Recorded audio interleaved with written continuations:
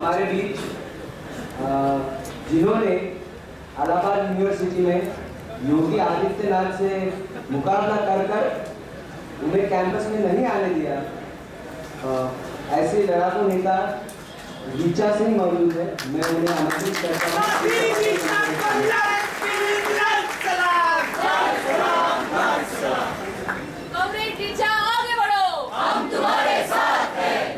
शुक्रिया साथियों। सबसे पहले मुंबई को भी बहुत बहुत शुक्रिया कहना चाहती हूँ, इस इवेंट के ऑर्गेनाइजर्स को, सभी प्रगतिशील स्टूडेंट ऑर्गेनाइजेशन को जिन्होंने इसको ऑर्गेनाइज किया, प्रीति शेखर जी को कि हमें अपनी बात कहने का मौका दिया, और साथ ही साथ अवनीश जी और अनीशा जी जिनके साथ मैं कल से ठहरी हुई हूँ, वो मुझे मुंबई को समझाने में काफ़ी मदद कर रहे हैं, तो उनको भी बहुत शुक्रिया। साथियों, वो लिखा हुआ है कि लड़ो पढ़ाई के लिए और पढ़ो समाज बदलने के लिए। वैसे आजकल सच तो ये है कि एबीवीपी वाले भी नारा वारा लगाने लगे हैं, हम लोग से सीख रहे हैं, नकल करने लगे हैं, लेकिन उनमें और हम में एक अंतर है। आज का विषय भी है डिस्क्रिमिनेशन, असमानता।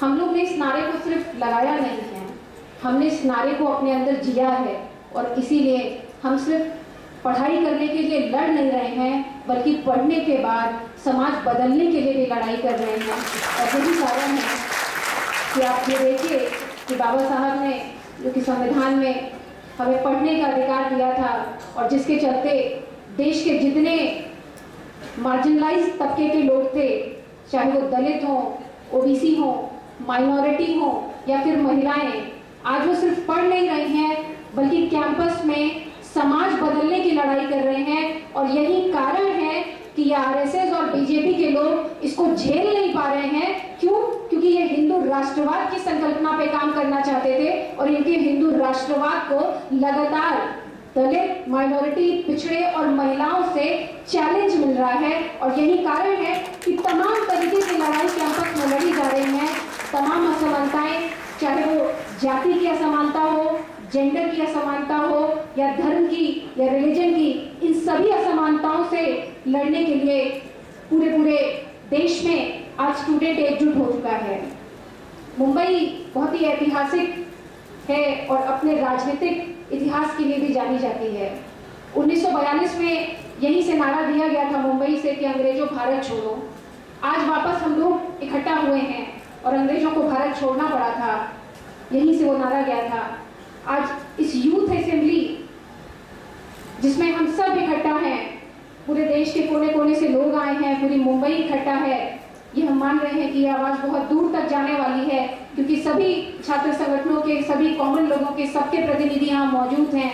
तो हम आज यहाँ से एक नारा देकर जाते हैं कि आरएसएस और बीजेपी भारत छोड़ो, और हम लोग इसको लेकर चलेंगे।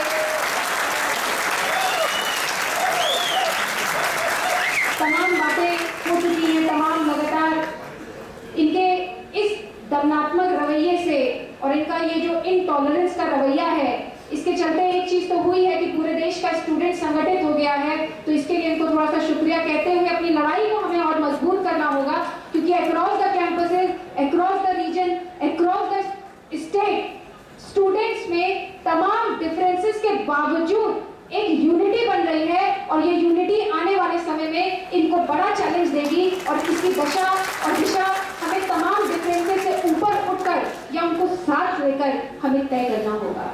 साथियों, राष्ट्रवाद की बहुत बात करते हैं ये लोग। हम लोग जब योगी आदित्यनाथ को रोक रहे थे कैंपस में, और साफ साफ कहते हैं हम यहाँ से कि हम इनके इस राष्ट्रवाद को नहीं मानते हैं, हम इनके इस राष्ट्रवाद को नकारते हैं।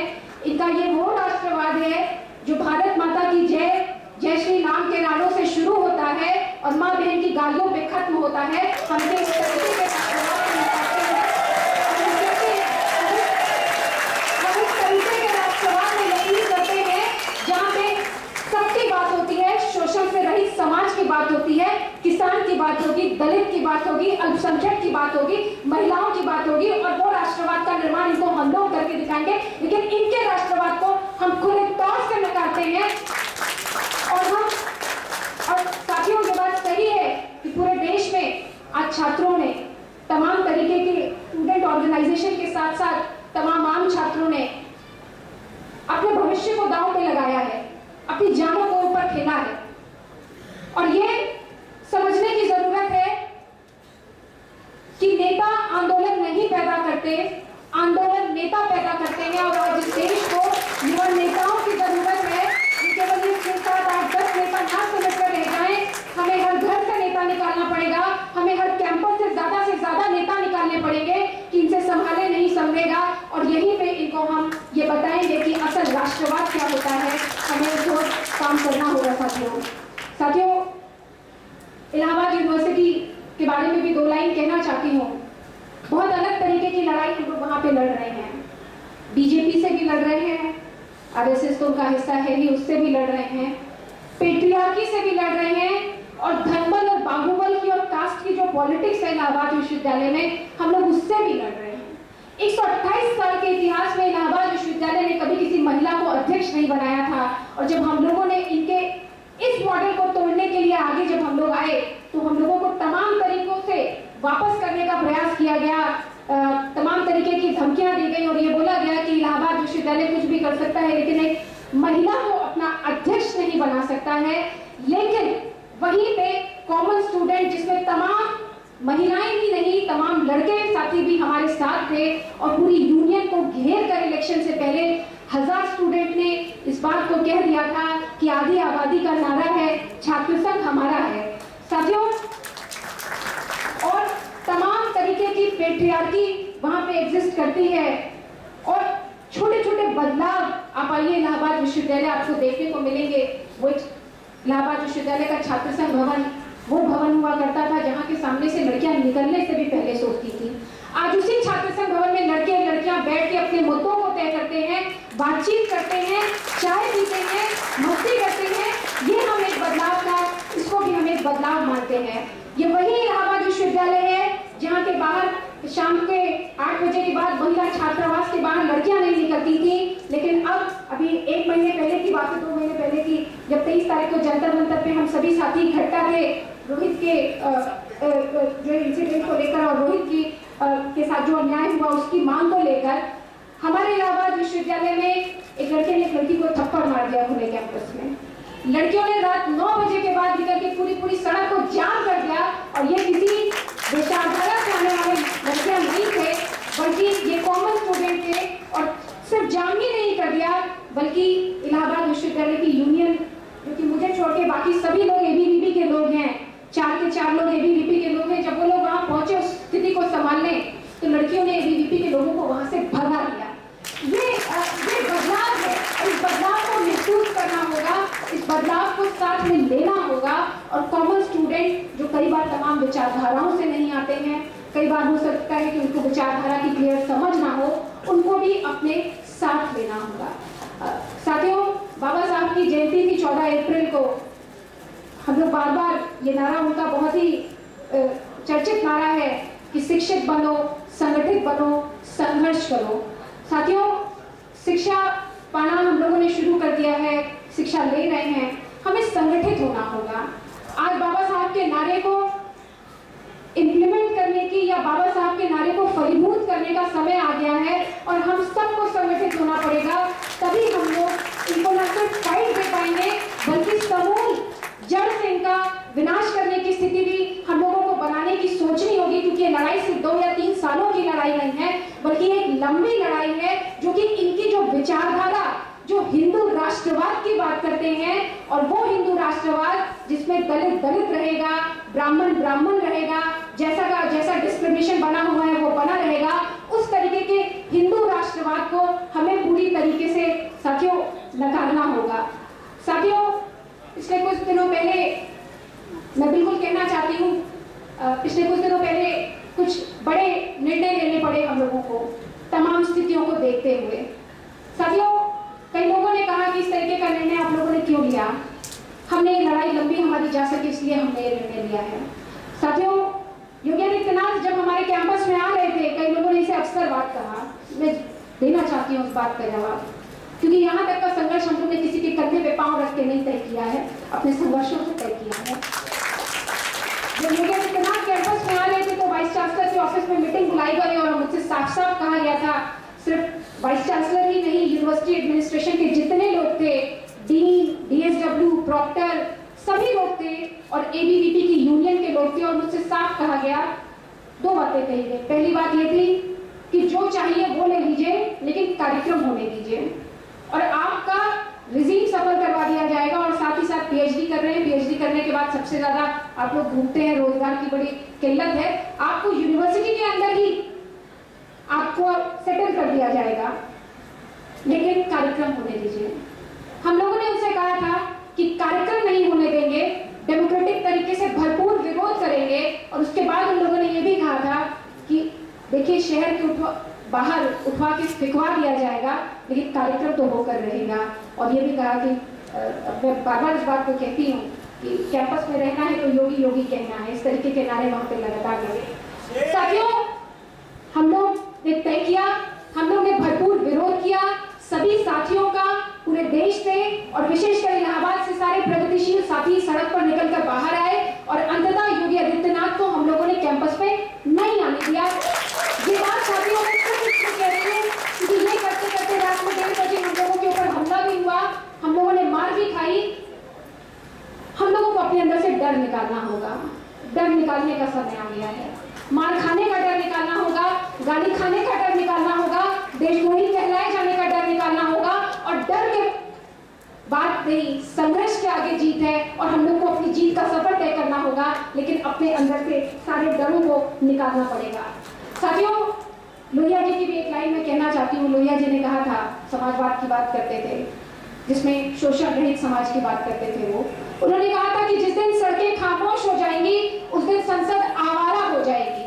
साथियों, पिछले कुछ सालों में यही हुआ, सड़कें खामोश हुई और संसद आवारा हो गई पिछले 2 साल से। लेकिन अभी हम लोग सड़कों पे उतरे हैं और संसद को आवारा नहीं होने देंगे, क्योंकि जिंदा कौमें 5 साल का इंतजार नहीं किया करती हैं और हम लोगों को इनके आगे अपनी एक लंबी लड़ाई को खड़ा करना पड़ेगा। डिस्क्रिमिनेशन की बात हो रही है, अगर कास्ट, क्लास, जेंडर के डिस्क्रिमिनेशन की बात की जाए, रोज हम लोग करते हैं। बहुत जरूरत है कि कास्ट के डिस्क्रिमिनेशन को, कास्ट की असमानता को अलग तरीके से समझा जाए, क्योंकि कई बार हम लोगों ने ये भी पढ़ा, हम लोगों को ये भी समझाया गया कि आर्थिक समानता आ जाएगी तो जो कास्ट की समानता है वो अपने आप आ जाएगी। लेकिन नहीं, बाबा साहब ने कहा था, अम्बेडकर ने कहा था कि कास्ट की असमानता को समाप्त करने के लिए आपको कास्ट के उन्मूलन की लड़ाई लड़नी पड़ेगी और हम लोगों को भी जाति व्यवस्था खत्म करने की लड़ाई लड़नी पड़ेगी। अभी पिछले कुछ दिनों से एक और डिस्क्रिमिनेशन देखने को मिल रहा है और उस डिस्क्रिमिनेशन को भी एड्रेस करना बहुत जरूरी है। वो डिस्क्रिमिनेशन है राइट वर्सेस रेस्ट का। जो भी राइट के साथ नहीं खड़ा है वो राष्ट्रद्रोही है। और अभी हम लोग सब लोग एक कैटेगरी में आ चुके हैं, तो हमारी लड़ाई अब इनके खिलाफ है और जो भी राइट के साथ नहीं है वो राष्ट्रद्रोही है। लेकिन अब जो राइट के साथ नहीं है वो सब लोग संगठित हो रहे हैं और उनको संगठित होकर अपनी लड़ाई राइट के खिलाफ लड़नी पड़ेगी। और ये जो एक तरीके का पूरा डिस्क्रिमिनेशन है, आप ये देखिए कि ये डिस्क्रिमिनेशन सिर्फ सोसाइटी में ही नहीं, कैंपसेस में देखने को मिल रहा है। और यही कारण है कि कैंपस में एबीवीपी के लोग सुरक्षित हैं, लेकिन एबीवीपी को छोड़कर ना तो कोई छात्र संगठन और ना ही कोई आम छात्र सुरक्षित है। तो यह भी एक तरीके का डिस्क्रिमिनेशन शुरू हो रहा है, जिसकी शुरुआत इन लोगों ने कर दी है और जिसके चलते हम लोगों ने अपने साथी रोहित को खो दिया। हैदराबाद यूनिवर्सिटी में जो कुछ भी हुआ एबीवीपी और अम्बेडकर संगठन के बीच में, और उसके बाद जिस तरीके से केंद्र सरकार ने बार-बार इंटरफेयर करके यूनिवर्सिटी प्रशासन को अपने दबाव में लेकर रोहित को पहले उसकी फेलोशिप को रोका, फिर उनको हॉस्टल से निकाला और उसके बाद यूनिवर्सिटी से और उसकी संस्थानिक हत्या कर दी। हम लोगों को आगे आने वाले समय में एक और रोहित को खोना ना पड़े, वो लड़ाई लड़नी होगी। साथियों, हमें इनसे सवाल करना होगा। आज ये अम्बेडकर को अपना कहने लगे हैं, ये अम्बेडकर की मूर्ति पर और अम्बेडकर की फोटो पे माला चढ़ाने लगे हैं और अम्बेडकर को अपने साथ लेकर चलने लगे हैं। लेकिन इनका दोहरा चेहरा हमें तब दिखाई पड़ता है जब ये बात तो अम्बेडकर की करते हैं, लेकिन सबसे ज्यादा शोषण ये अम्बेडकराइट स्टूडेंट का करते हैं, जो कि कई से हम लोगों ने देखा। हैदराबाद यूनिवर्सिटी में इमरजेंसी के हालात लगा दिए गए, वहां पे एटीएम बंद कर दिया गया, पानी बंद कर दिया गया, कैंटीन बंद कर दी गई और किस तरीके से हमारे साथियों को जेल के अंदर भर दिया गया। तो हमें इनके चेहरे को बेनकाब करना होगा, लोगों के बीच में लेकर जाना होगा मंडल कमीशन से पहले इनके लिए एक रेडिकल हुआ एक अतिवादी हुआ करते थे, उससे ज्यादा कुछ नहीं। लेकिन बाबा साहब आज इनकी राजनीतिक मजबूरी बन गए हैं और बाबा साहब को साथ लेकर उनकी फोटो को चलना इनकी राजनीतिक मजबूरी है। लेकिन हम लोगों को वो मजबूरी बना देनी है कि बाबा साहब ने जितनी बातें कही थी उनको फॉलो करना इस देश की मजबूरी बन जाए। तमाम तरीके की समानताएं जो दलित स्टूडेंट के साथ होती है उसको कैंपस से हटाया जा सके।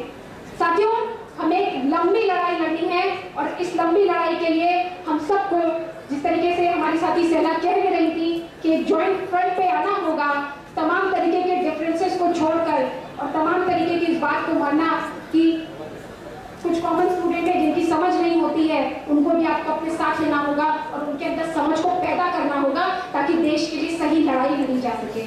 साथियों, ज्यादा समय हो रहा है, ज्यादा बातें नहीं कहूंगी, लेकिन सिर्फ इतना कहूंगी कि बात करिए, सवाल करिए।